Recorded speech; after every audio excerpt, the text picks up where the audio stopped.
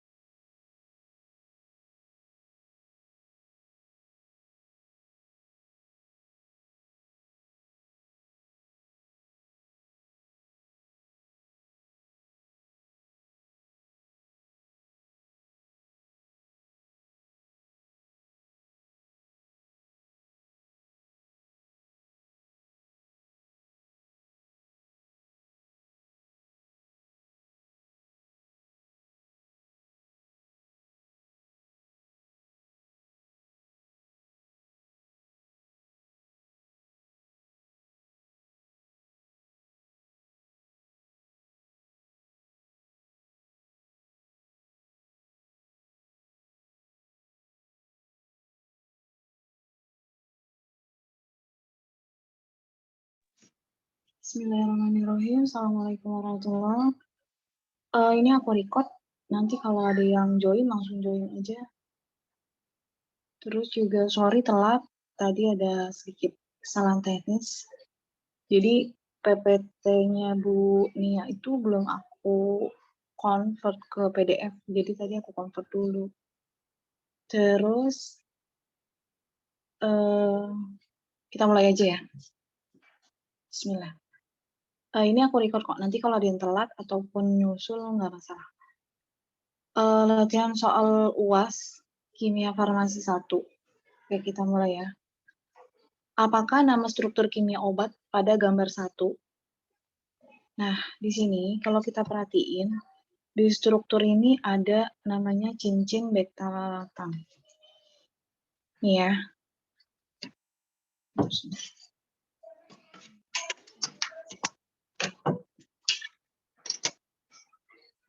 Nih, di sini ini namanya cincin beta-lactam. Cincin beta-lactam ini dia bergandengan namanya gugus thiazolidin. Yang ini gugus thiazolidin. Ini beta-lactamnya gugus thiazolidin. Kalau berbarengan begini, maka struktur kimia obatnya adalah penisilin.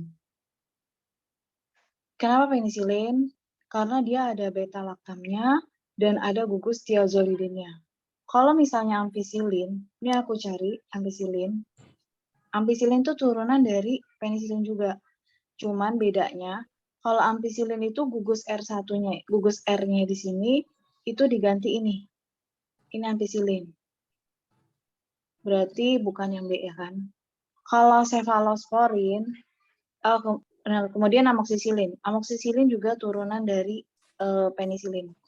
Kalau amoxicillin, yang R yang ada di sini, yang nomor 1 ini, dia diganti dengan struktur yang ini. Ini amoxicillin. Jadi bukan ampicillin, bukan amoxicillin. Kemudian kalau cephalosporin beda, dia gugusnya bukan kayak gitu. Bedanya di mana? Yaitu cincin beta-lactamasenya yang di sini, cincin beta-lactamnya ini di sini kalau penisilin tuh segi 5 gitu. Atau atom karbonnya ada 5. Itu kalau si penisilin. Tapi kalau cephalosporin, kalau kita perbesar, sini, kalau cephalosporin, ini aku perbesar, dia itu cincinnya di sini itu segi 6, atau atom karbonnya itu 6. Ini si cephalosporin. Memang sih mirip, tapi beda. Ini bentuknya segi 6 karena atom karbonnya ada 6. 1, 2, 3, 4, 5, 6. Itu cephalosporin. Kemudian ada juga cefixim. Cefixim itu turunan dari cephalosporin. Turunan dari cephalosporin. Kenapa? Karena dia struktur umum cephalosporinnya dia mengikat R-nya itu dengan gugus yang ini, R2-nya. Ini R2-nya cephalosporin mengikat yang ini itu cefixim. Kalau R1-nya mengikat ini, alkena. Jadi jawabannya adalah penisilin ya. Nomor 1 jawabannya A, penisilin. Bukan ampicillin, bukan cephalosporin, bukan amoxicillin, dan bukan cefixim. Kemudian nomor 2, masih pada gambar 1, gambar yang di atas, gugus beta-laktam yang mana? Tadi yang aku jelasin, gugus beta-laktam itu yang ini. Ini beta-laktam. Maka dia angka Romawi nomor 2.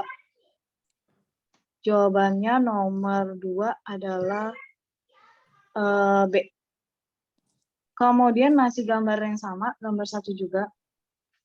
Manakah gugus yang tidak tahan terhadap asam? Ini nggak ada di materi. Yang nomor 4 juga, yang tidak tahan terhadap basa, itu sama. Nggak ada di materi. Cuman, ada keterangannya di materi itu, di antibiotika itu, tentang beta-laktam. Di penisilin ya. Di penisilin itu di slide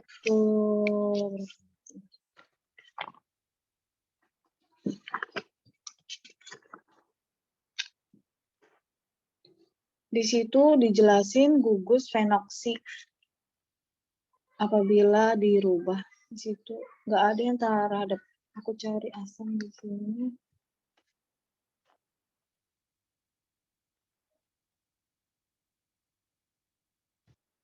Nih.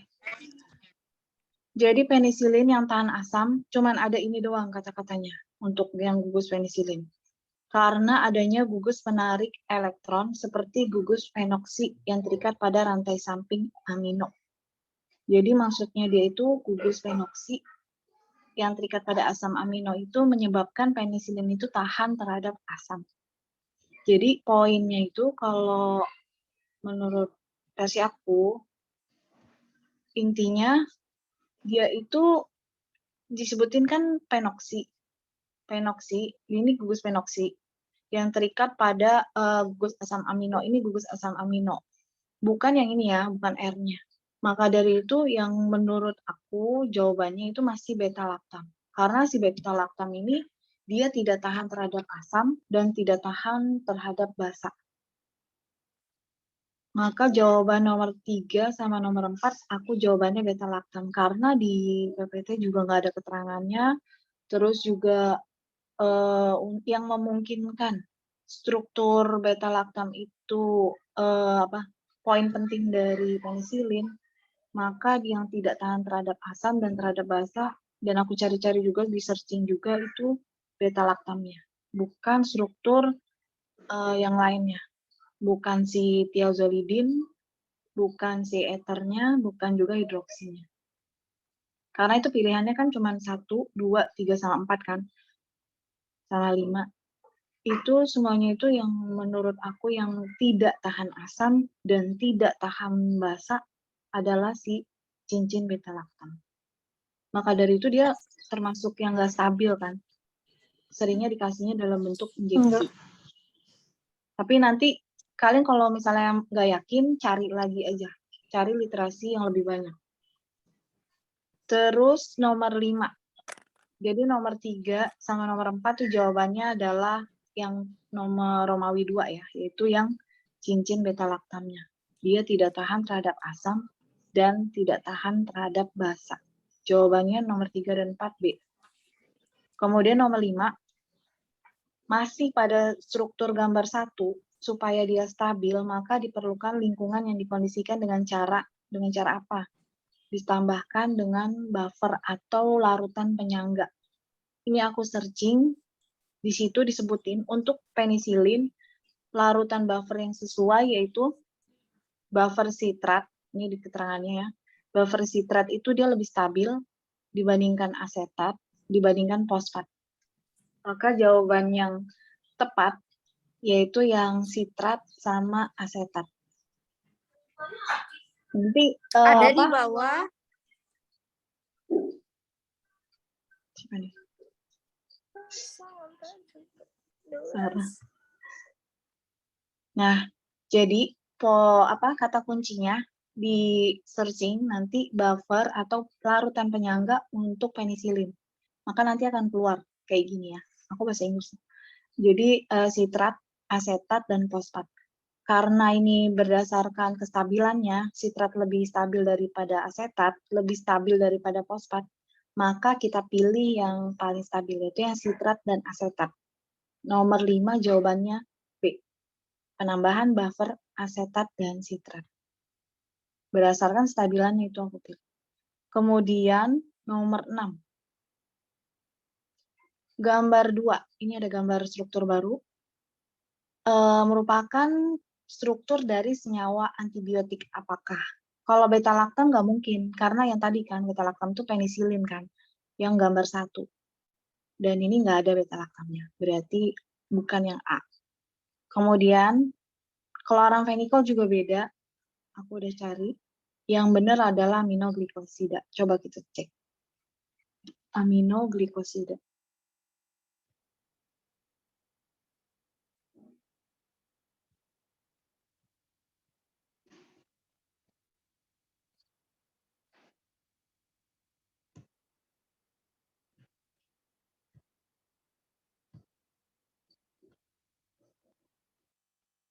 Iya.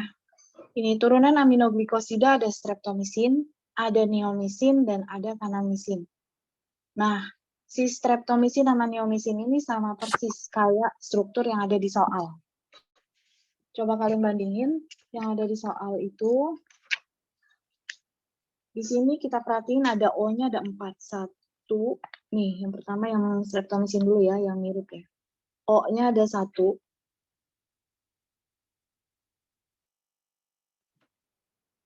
Ada 1 O, 2, 3, ada 4. Dia O-nya ada 4. Kalau pada soal, nah, ini juga kan, O-nya ada 1, ada 2, ada 3, dan ada 4. Emang harus cermat banget membandingkannya, kalau enggak kita enggak ketemu. Kemudian di sini juga ada R1 berdampingan dengan R2. Di sini ada R3-nya, dan itu sama kayak yang streptomisin.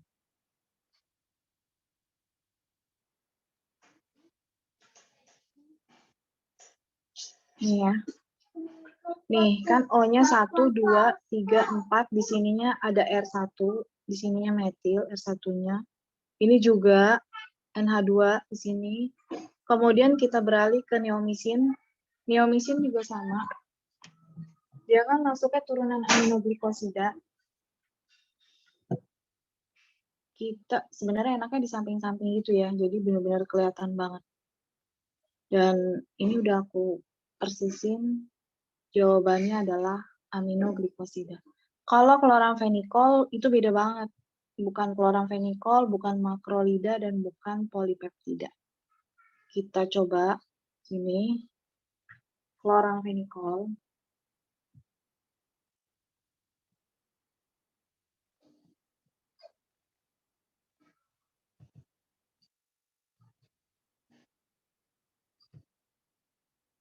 Nih kan, beda kan? Beda banget yang kloramfenikol. Berarti bukan. Kemudian yang makrolida. Pilihannya kan makrolida, kloramfenikol, satu lagi polipeptida.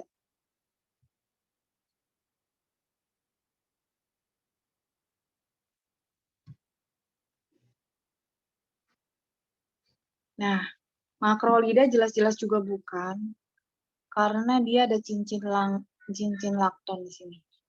Dan dia ada desosamin, ada kladinose. Jadi bukan makrolida. Satu lagi polipeptida. Kalau kita penasaran, kita cari di pilihannya.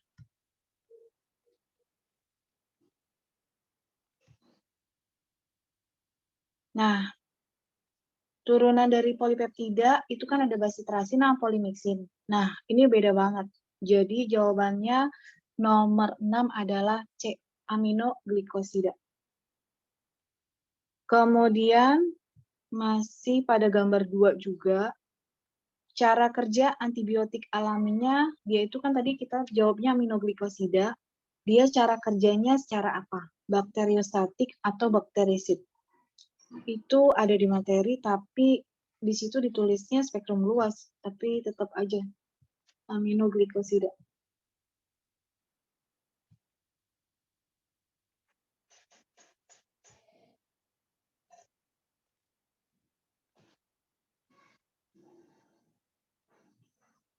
Gram negatif.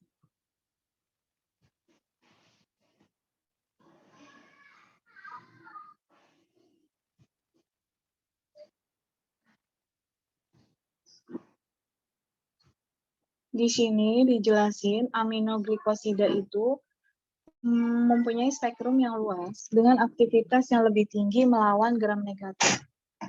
Maka pilihannya dia itu melawan gram negatif. Kemudian dibandingkan dengan gram positif. Di sini nggak dijelasin secara bakterisid atau bakteriostatik, tapi kita udah belajar di pelajaran mikrobiologi. Di situ di mikrobiologi ada golongan-golongan bakterisida dan bakteriostatik. Ada di file mikrobiologi dan aminoglikosida masuknya adalah bakterisida. Bakterisida dan dia lebih cenderung ke gram yang negatif.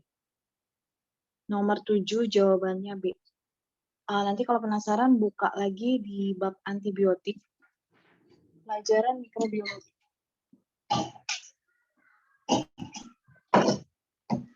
Karena ternyata ada korelasinya antara kimia dan mikro. Sama-sama bahas antibiotik. Nomor 7 jawabannya B. Kemudian nomor 8, ada gambar 3, ini tadi kita udah buka, yaitu gambar makrolida. Kenapa gambar makrolida? Coba kita perhatiin. Di sini yang poin pentingnya, dia ada namanya cincin plankton, dan juga ada desosamin dan kladinose. Makrolida.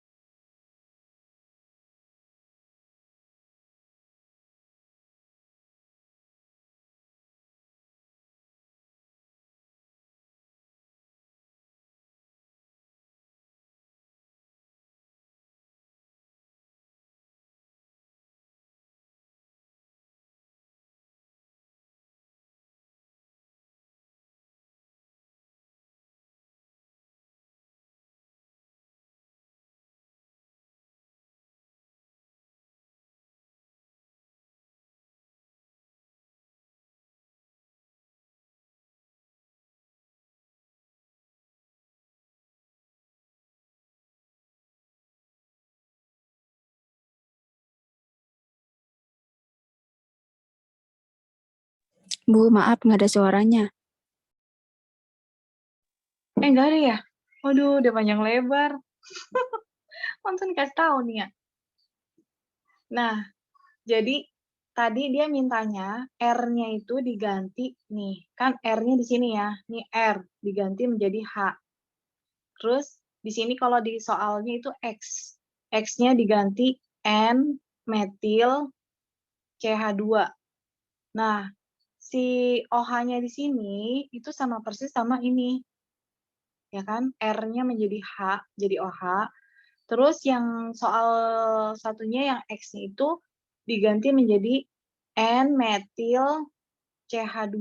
Cuman aku nggak nemu CH2-nya itu nggak ada. Yang adanya cuman N-metil. Mungkin maksud dari soalnya itu N-metil. Karena dari pilihannya sendiri, eritromisin, gentamisin, klaritromisin, dan josamisin, itu sama sekali yang beda banget. Kita buktiin nanti. Jadi jawabannya nomor 10 adalah azitromisin. Kemungkinan soalnya itu adalah yang X-nya itu N-metil, bukan N-metil CH2. Bisa aja kan dosen salahkan. Terus kita buktiin tadi yang eritromisin, yang B-nya pilihannya. Kalau eritromisin, R-nya dia diganti O, gugus O, dan diganti H. Ini benar, dia diganti H, tapi di sininya bukan N-metil CH2, berarti bukan eritromisin. Kemudian gentamisin juga bukan, karena gentamisin bukan turunan dari makrolida. Beda banget strukturnya. Kemudian klaritromisin yang ini, nih lihat di sini, dia nggak ada. Dia malah justru R1-nya cuma diganti CH3. Terus di sini kalau di soalnya kan R yang di sini X kan. X-nya di sini malah O. Jadi bukan klaritromisin, bukan gentamisin, bukan eritromisin, dan bukan josamisin. Josamisin aku udah cari juga, itu aku searching strukturnya. Dia itu beda, bukan turunan dari si makrolida. Beda banget strukturnya. Itu aku bikin di Word, tapi aku nggak bisa buka, karena ini aku bukanya sama PDF. Berarti biar cepet aja jawabannya nomor 10 adalah A. Kemudian nomor 11.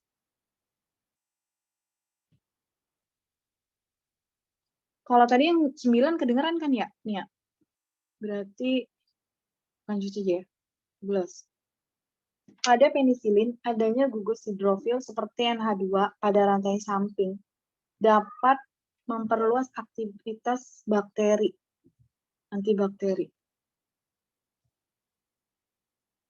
Jawabannya memperbesar penembusan pori saluran protein. Ini ada di antibiotik. Itu di penisilin.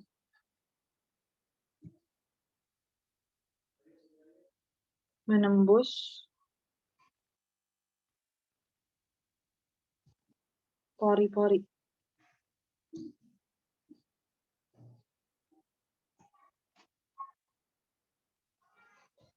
Penembusan pori.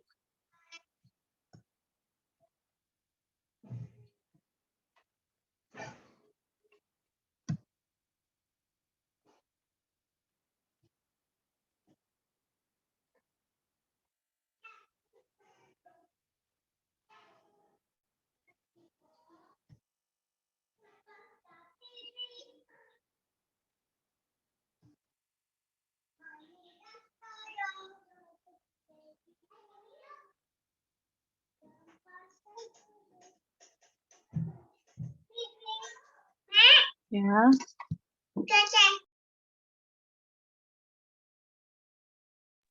Sebentar ya.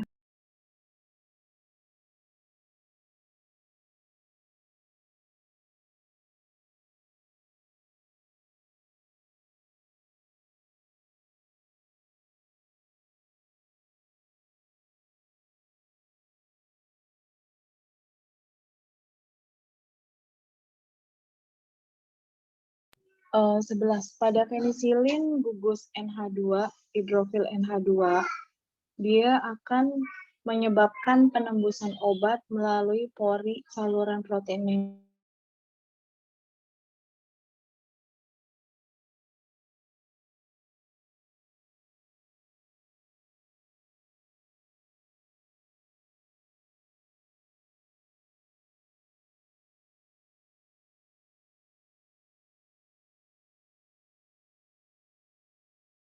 B. Kemudian nomor 12. Modifikasi berikut ini dapat meningkatkan ketahanan terhadap beta-laktamase adalah nomor 12 itu ada di nomor 12 itu ada di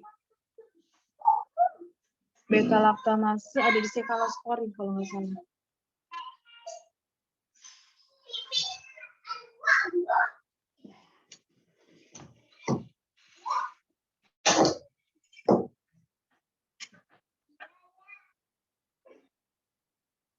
Ketahanan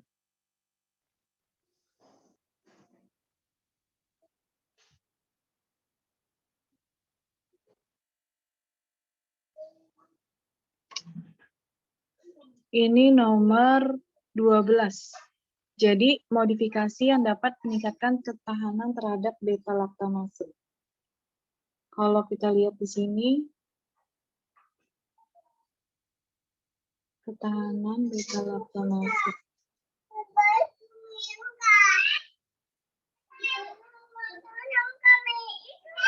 Sebentar.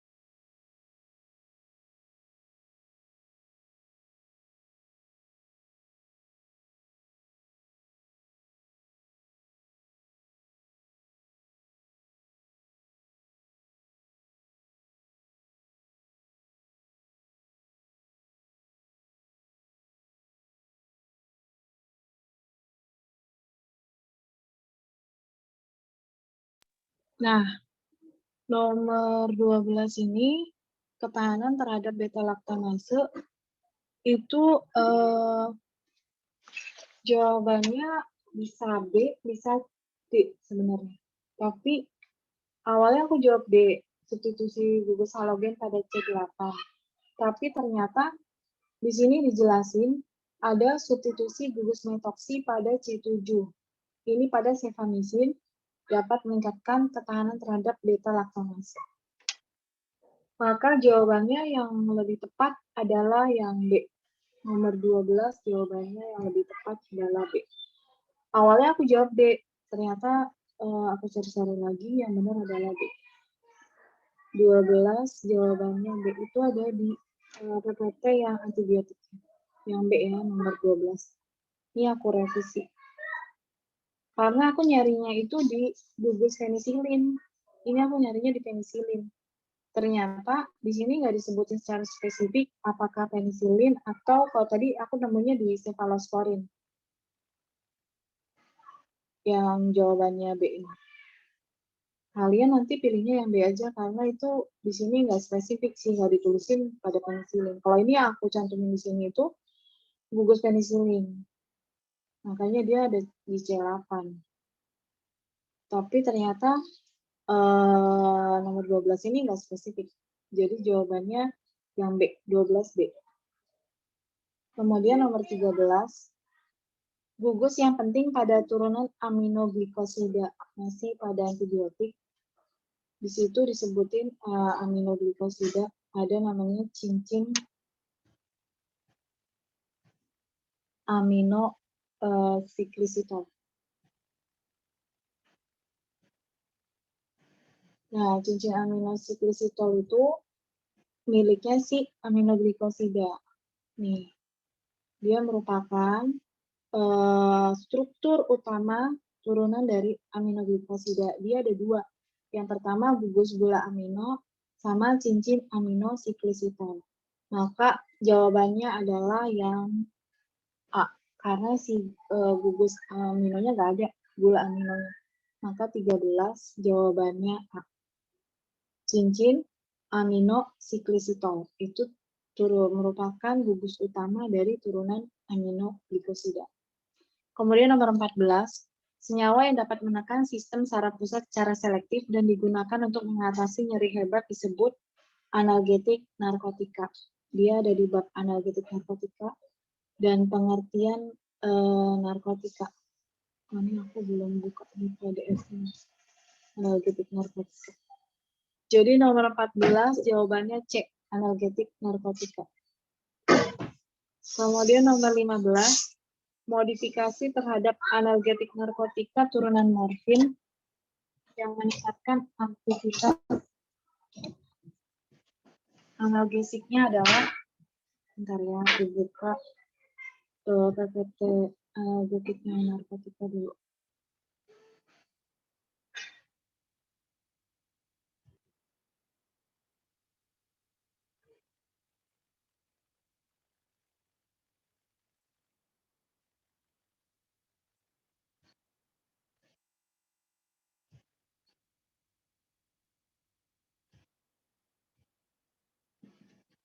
Di sini ditanyanya itu modifikasinya yang dapat meningkatkannya aktivitas analgesik yang manakah? Aku jawabannya itu C. Modifikasi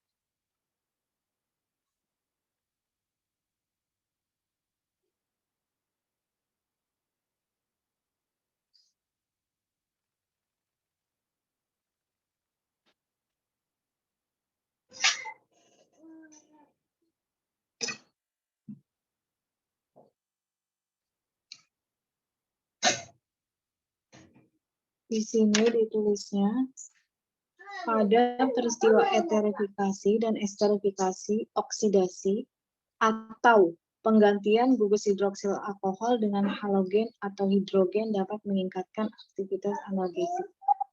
Maka jawabannya itu nomor 15 adalah C. Penggantian gugus hidroksi alkohol dengan halogen atau hidrogen. Kemudian nomor 16. Nomor 16 itu jawabannya aku turunan anilin dan para aminofenol. Kenapa? Karena si asetaminofen itu kita lihat dari ini ya. Asetaminofen. Dia turunan aminofilin, anilin dan para aminofenol. Asetaminofen.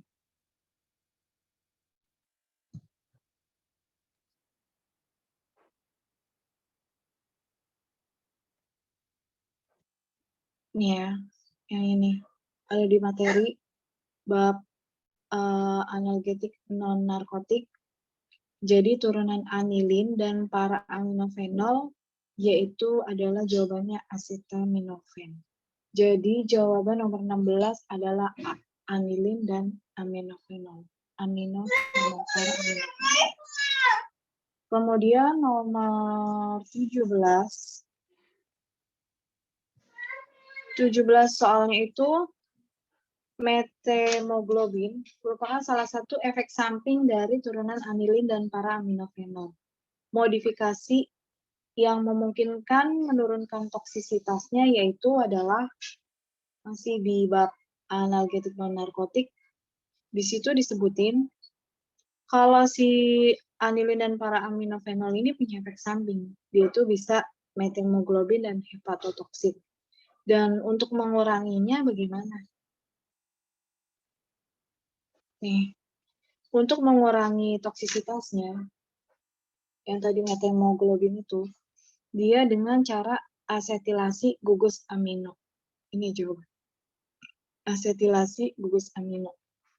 Ya, asetilasi gugus amino, maka jawabannya nomor 17 adalah C. 17 C.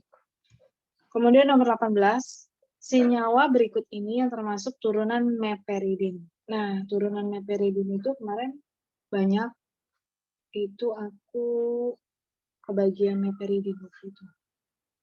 Turunan meperidin itu, nih, turunan meperidin itu ada di fenoksilat.